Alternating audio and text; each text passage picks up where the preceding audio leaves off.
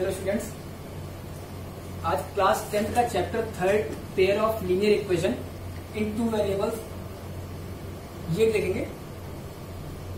इससे पहले की क्लास में हम वन वेरिएबल का और पेयर ऑफ में कोई सिंगल इक्वेशन देखते थे, जैसे 2x plus 5 is equal to 0। इसमें वेरिएबल को एक वो करता था, बट ये इक्वेशन जो था वो लीनियर इक्वेशन ही था। अब इस क्लास 10th में इक्वेशन लीनियर ही रहेगा, लेकिन वेरिएबल आपके दो हो जाएंगे और वो पेयर रहेंगे, मतलब दो कोई इक्वेशन रहेंगे और उसको सॉल्व करना रहेगा। सॉल्व करने का तरीका वही रहेगा अभी, क्योंकि इसके 3.1 के बाद कुछ मेथड्स हैं जो लीनियर इक्वेशन को अलग अलग तरीके से सॉल्व करने में आपकी हेल्प करते हैं। आपके क्लास 10 के पेपर में कभी कभी वो नाम देके कि हाँ इस मेथड से इसको सॉल्व करो, और कभी कभी ऐसे बोल देता है कि हाँ केवल और केवल इक्वेशन को सॉल्व करो। तो आपको आना सारा जरूरी है कि हर एक मेथड आपको पता रहे, जिससे अगर एग्जाम में नाम देके पूछता है तो आपको दिक्कत ना हो। बट अभी इस 3.1 को सॉल्व करने के लिए हमें ऐसा कोई मेथड की जरूरत नहीं है, बस हमें इक्वेशन सॉल्व करने आना चाहिए। ठीक है, तो जैसे ax plus by plus c is equal to 0, ये हम पढ़ते थे। मैं यहां एक और लिखता हूं, ax plus by plus c। दो इसलिए लिखा है क्योंकि यहां पे हमको पेयर बनाना है, दो बनाना है। ये हो जाएगा a1x b1y c1 is equal to 0। ये हो जाएगा a2x b2y plus c2 is equal to 0। और वेरिएबल भी यहाँ पे दो है, xy दो वेरिएबल हो जाएंगे।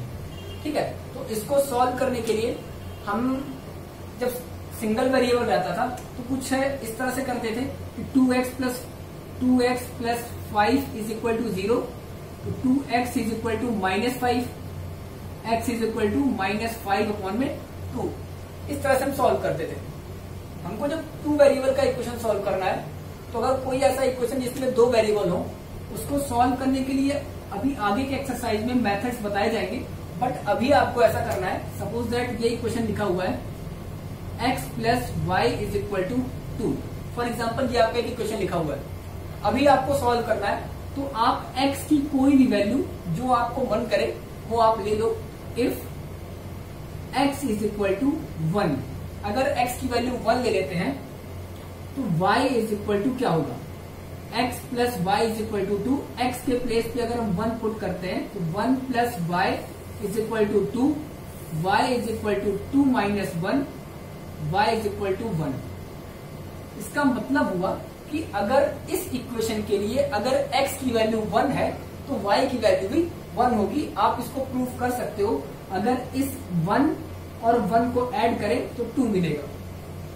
ठीक है, अब अगर इस x की वैल्यू हम 0 लेते हैं तो if x is equal to 0, अगर x 0 है तो x plus Y is equal to 2। x के प्लेस पे 0 रखते हैं, 0 plus Y is equal to 2, y is equal to 2 आएगा। मीन्स अगर x की वैल्यू 0 है तो y की वैल्यू 2y। आपको ऐसे ही इक्वेशन सॉल्व करना है केवल इस एक्सरसाइज के लिए।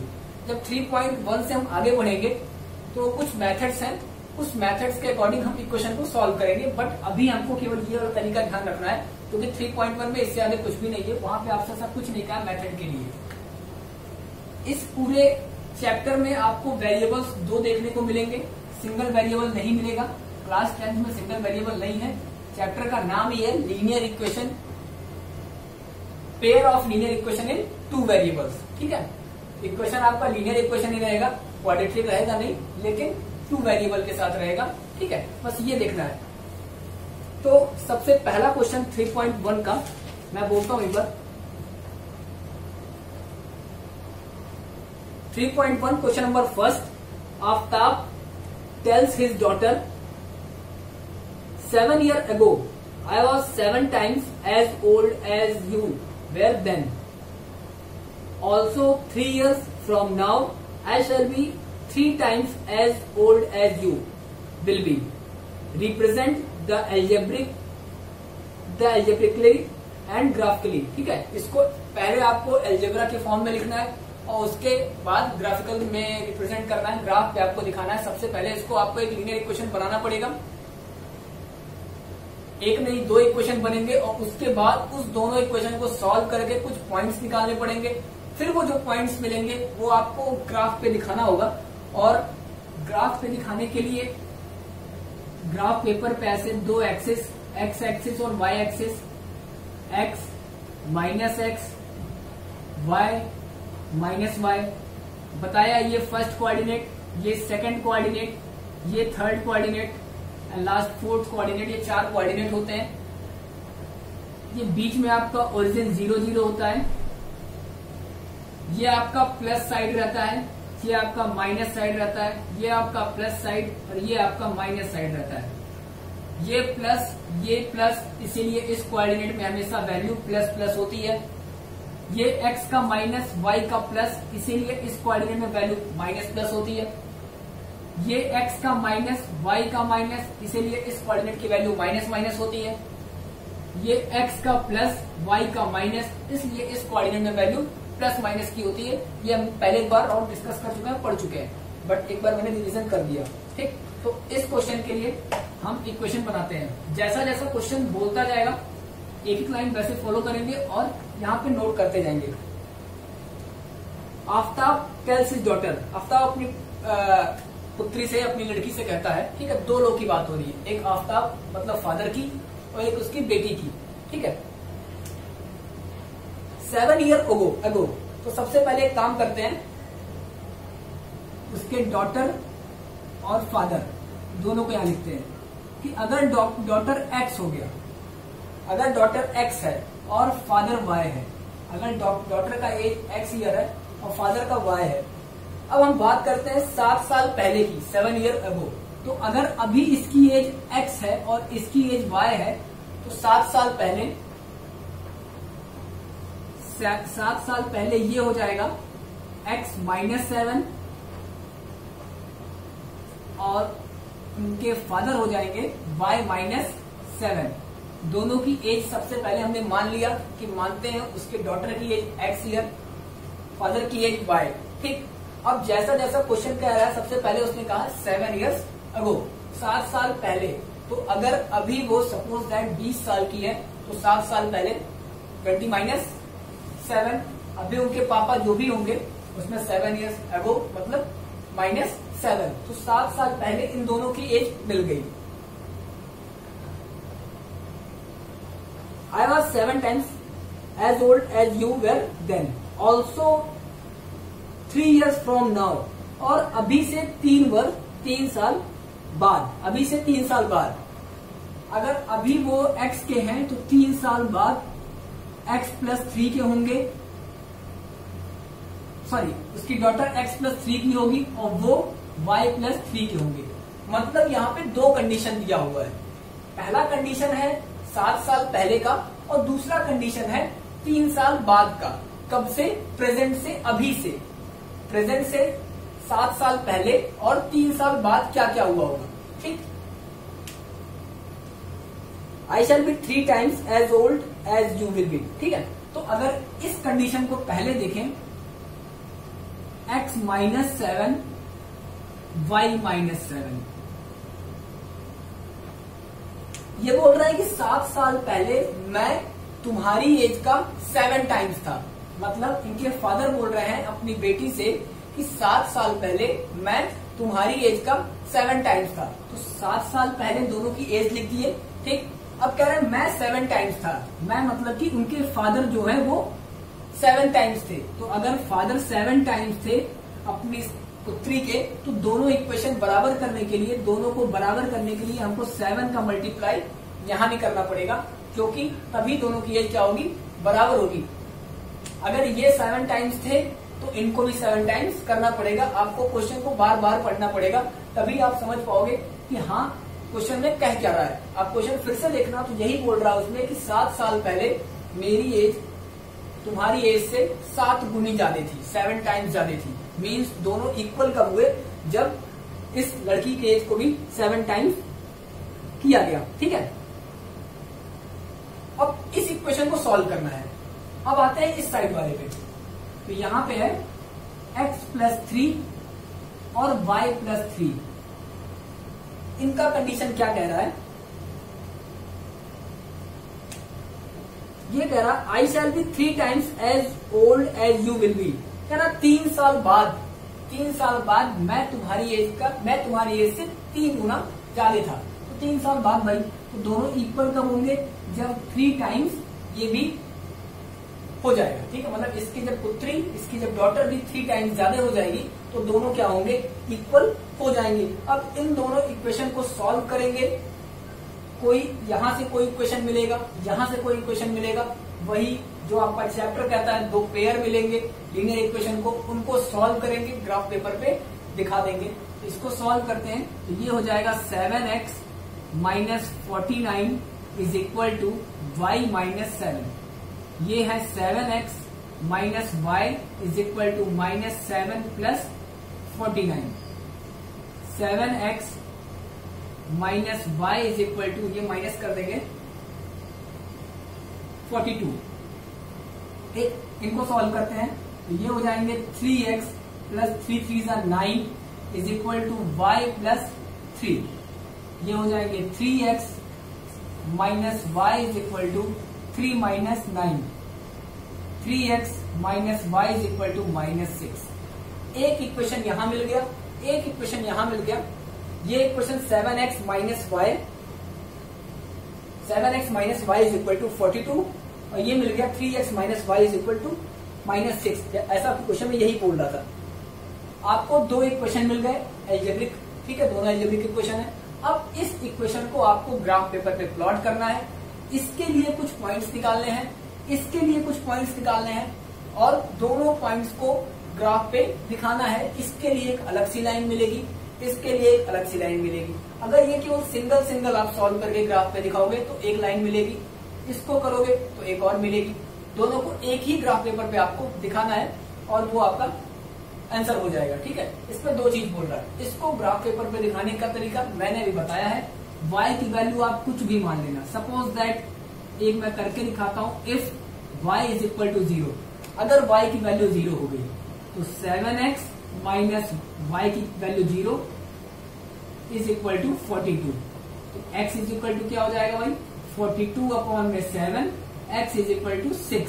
मीन्स अगर y की वैल्यू 0 तो x की वैल्यू 6। पॉइंट मिल गया आपका 6,0। 6 को पहले रखा है क्योंकि हम हमेशा x y लेते हैं। जब भी ग्राफ पेपर पे आप पढ़ते हो, ग्राफ पेपर पे आप सॉल्व करते हो, तो मैंने अभी बना के दिखाया था ऐसे, यहाँ पे x लेते हैं फिर y लेते हैं, इसीलिए x की 6 y की 0। फिर ऐसा ही आप रखना किसी और को, और कम से कम 3 से 4 पॉइंट आप निकालना, और उस चारों पॉइंट को आप ग्राफ पे, ऐसे ऐसे पॉइंट्स मिलेंगे आप ग्राफ पे दिखाना, आपका आंसर मिल जाएगा। ठीक है, तो यहाँ पे थोड़ा सा बड़ा है, ये कह सकते हो, लेंदी कह सकते हो, बट टफ नहीं है। चैप्टर टफ नहीं है। इक्वेशन सॉल्व करना आप क्लास 6 से ही सीखते हो। ठीक है, सिंगल वेरिएबल, एक वेरिएबल का इक्वेशन आप सॉल्व करते हो क्लास 6 से ही, तो आपके लिए बहुत टफ नहीं रहेगा ये, बट थोड़ा हाँ लेंदी है, थोड़ा बड़ा है। यहाँ पे मैं पूरा सॉल्विंग कर रहा हूँ, इसके बाद आप कर लोगे। ठीक है, ये क्वेश्चन नंबर फर्स्ट हो गया। इसके लिए भी सेम ऐसे ही, x की वैल्यू, y की वैल्यू कुछ भी रखना, x की वैल्यू मिल जाएगी, y की 0 रख के देख लो, x इधर ट्रांसफर करो, 3 2 6 -2 मिल जाएगा पहला पॉइंट। ऐसे कम से कम 4 पॉइंट निकाल के इसको ग्राफ पे दिखाना, इसको ग्राफ पे दिखाना, आंसर आ जाएगा। ठीक है, question number second. Question number second बोलता है, the coach of a cricket team buys 3 bats and 6 balls for rupees 3900. Later, she buys another bat and 2 more balls of same kind for 1300. Represent this algebraically and geometrically. ठीक है, इसको भी same उसी तरीके से करना है। 2 इक्वेशन यहां भी बनाना है और उन दोनों इक्वेशन को आपको ग्राफ पेपर पे दिखाना है। मैं बताता हूं। बैट और बॉल की बात हुई है।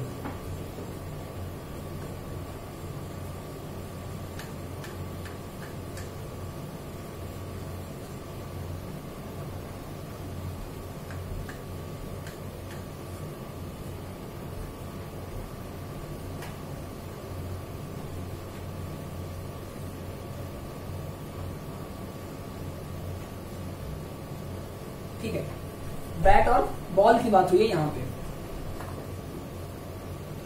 तो हम मान लेते हैं 1 बैट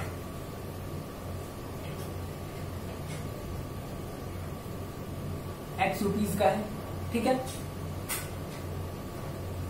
एक बॉल जो है वो Y का है, ठीक।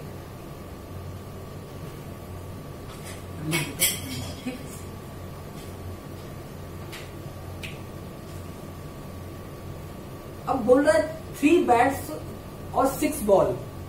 एक बैट मैंने X मान लिया, तो जो अगर 3 निकालेंगे तो वो आएगा आपका 3X। एक बॉल Y, तो अगर 6 बॉल देखेंगे तो वो 6 बॉल आएगा 6Y। 3X और 6Y दोनों मिला के वो आपका टोटल कॉस्ट जो दिया हुआ है वो 3900 दिया हुआ है। Means 3X plus 6Y is equal to 3900 according to question. जैसा कि क्वेश्चन कह रहा है, पहला कंडीशन कि 3X plus 6Y is equal to 3900। एक बैट हमने ये माना कि ये ₹X का हो गया, एक बॉल जो है वो Y का हो गया। तो अगर एक बैट X का है तो 3 बैट 3X, एक बॉल अगर Y का है तो 6 बॉल 6Y का हो गया। और इन दोनों का जो कॉस्ट, टोटल कॉस्ट दिया हुआ है 3 बैट और 6 बॉल का, वो 3900 दिया हुआ है। तो ये आपका बन गया इक्वेशन फर्स्ट। ये पहला इक्वेशन हो गया। इसके आगे बोल रहा है उसी तरीके का उसने 2 बॉल और लिया, 1300 का, ठीक है। और एक कोई सिंगल बैट लिया, एक बैट लिया और 2 बॉल लिया। तो एक bat X 2Y is equal to 1300। ये हो गया इक्वेशन सेकंड। इसको सॉल्व करेंगे, XY की वैल्यू निकालेंगे, पॉइंट मिलेगा। इसको सॉल्व करेंगे, XY की वैल्यू निकालेंगे, पॉइंट मिलेगा, और उसको ग्राफ पेपर पे दिखा देंगे। इसको सॉल्व करने का तरीका थोड़ा इजी है। 3 से यहां भी इसको भी कट करेंगे तो ये 2 आएगा, इसको कट कर देंगे 1300 आ जाएगा, ठीक है। तो ये आपका सिंपल मिल जाएगा X plus 2Y is equal to 1300, ठीक। और ये आपका एक second X plus 2Y is equal to 13, ये आपका मिल रखा है। इससे आप इसको सॉल्व कर लेंगे, ठीक है। तो यहां से आप 2 पॉइंट यहां निकालना और 2 पॉइंट वहां से निकालना, ये क्वेश्चन भी आपका हो जाएगा। क्वेश्चन नंबर 3 भी कॉस्ट करके ही है। 2 kg of apples and 1 kg of grapes on a day was found to be ₹160. After a month, the cost of 4 kg of apple and 2 kg of grapes 300। Simple सी बात है, 2 kg 2 kilo का आपका Apple का दिया हुआ है और 1 kilo आपका ग्रेप्स का दिया हुआ है। तो सबसे पहले एक का मान लेना इसी तरीके से, और इस तरीके से अगर एक का मानते हो तो फिर जितना उसने कहा है उतने का मल्टीप्लाई करके और दोनों को ऐड करके टोटल कॉस्ट के इक्वल कर देना। ये आपका क्वेश्चन नंबर 3 होमवर्क के ये रहेगा। फर्स्ट और सेकंड 2 बता दिया, सेकंड के जैसे ही 3 है, कॉस्ट वाला ही क्वेश्चन है, ठीक है। और लास्ट में आपको पॉइंट ही निकालना है। फिर एक बार ये देख लेना कि यहाँ पे XY होता है, ये आपका प्लस होता है, ये माइनस होता है, ये प्लस होता है, ये माइनस होता है, ठीक। और बीच में आपका ओरिजिन होता है 0 0, ठीक। ये प्लस, इसीलिए ये वाला प्लस प्लस होता है। x का माइनस, y का प्लस, सेकंड वाला माइनस प्लस होता है। x का माइनस, y का माइनस, थर्ड वाला माइनस माइनस होता है। x का प्लस, y का माइनस, प्लस माइनस फोर्थ होता है। ये फर्स्ट कोऑर्डिनेट है, ये सेकंड कोऑर्डिनेट, ये थर्ड कोऑर्डिनेट और लास्ट ये फोर्थ कोऑर्डिनेट। ये कई बार बता चुका, ठीक है। तो इसके बाद एक्सरसाइज 3.2